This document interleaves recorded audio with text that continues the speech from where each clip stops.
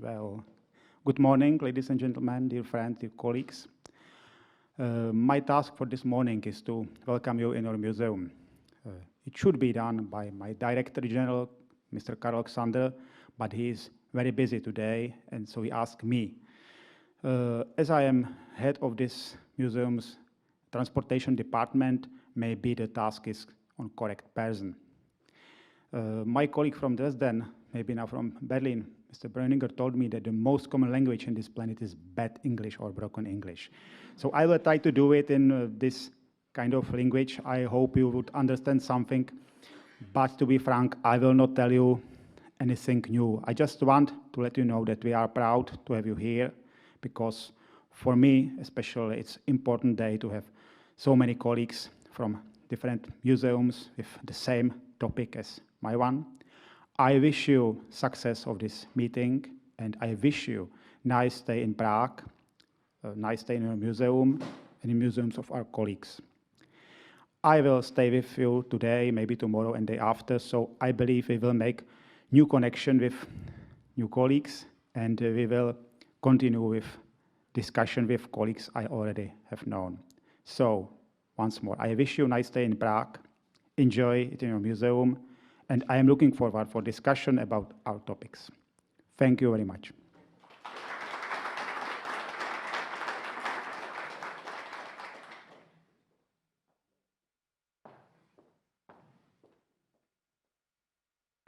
Well, welcome to the 45th conference, IATM. My great pleasure to formally start the conference this morning. There's one change to the program. Peter Paul is held up by rail chaos in the Netherlands, so he won't be able to do his presentation, so we'll have to skip across that one. But we have a very full and very busy program, so I'm sure we'll have to use his material another day. It's great to be back working in person again. We had a really nice introduction to conference at the Postal Museum last night, and it was really great to be working with you all in person at last after all this time. And I think it's really important at the moment that we collaborate across international boundaries. I'm an internationalist. Myself, I think with everything that's going on in the world at the moment, it's more important than ever that we build networks, we look at each other's practice, and we talk to each other on a regular basis. And IATM, in its own small way, is an important part of that. We thought it was important to cover three topics in the three sessions at this conference.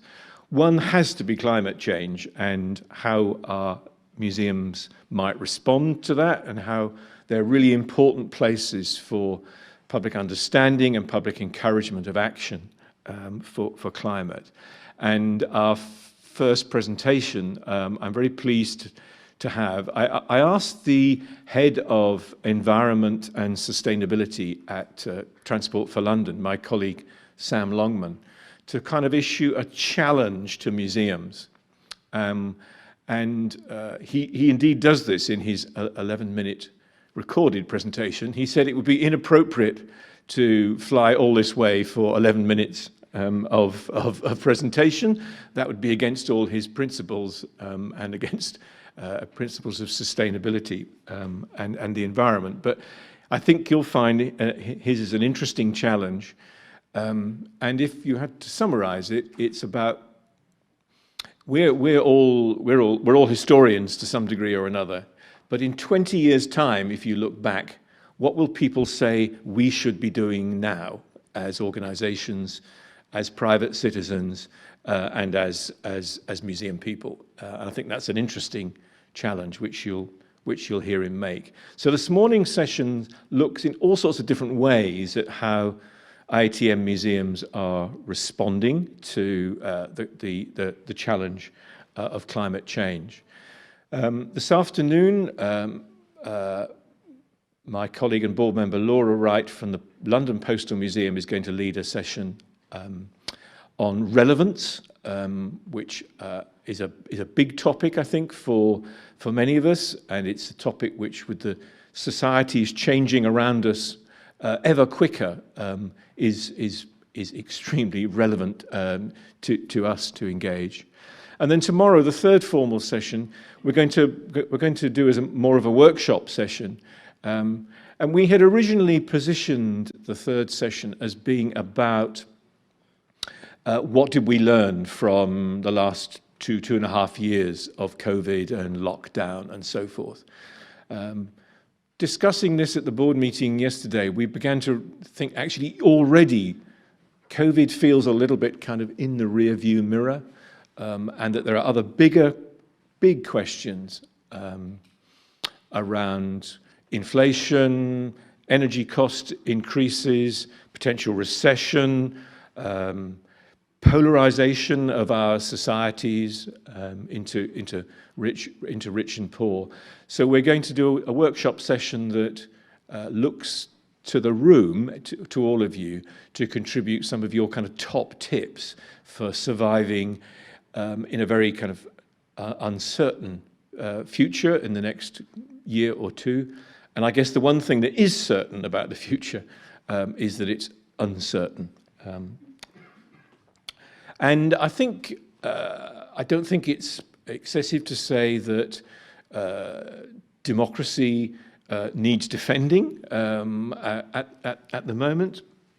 The international norms have broken down extraordinarily in recent years, and the kind of collaborations that we have, I think, are really important to counterbalance those tendencies. So we've packed the morning with as much as possible. I was really pleased that when we put the call for papers, that loads of people came forward with ideas, and we've tried to include all of them pretty much. One or two are recorded as of necessity. Others you're in the room and are going to deliver them. And I know that Laura would quite welcome meeting the people doing the session after lunch at some point, so she can. Laura's here waving in the third row, so she can meet you and tell you how tough she's going to be with you on time and so forth. We're going to keep each presentation to 15 minutes, and I have a timer, and it's going to go off at the end of 15 minutes. I suspect my presentation will be longer than anybody else's, but that's the president's. That's the president's privilege, you know. I think that will mean probably that there isn't huge amounts of time for questions necessarily, but this is a small and it's a very friendly conference, so it should be easily possible for you to talk to each other. We've built quite a lot of time into lunch and coffee breaks and so forth, so you should have plenty of time to ask that question which you couldn't perhaps manage during the session. As Petra said, we are recording this, and we will find a way of breaking it into presentations and put it on the IATM website in the near future. And I guess the only other thing I wanted to say this morning was that IATM is also thinking about its future. It needs to hear from you what you want of the organisation, what you want it to do, what type of events do you want? Do you want it to be an annual conference, or do you want more than that? So, in the wings of this conference, we need to have some of those discussions, and we'd like to hear from you. We are also interested to recruit some new members to the board who will take forward the programme of IATM in the coming months, and we have actually a joint meeting with Simuset board in October to discuss potential collaboration with them as well.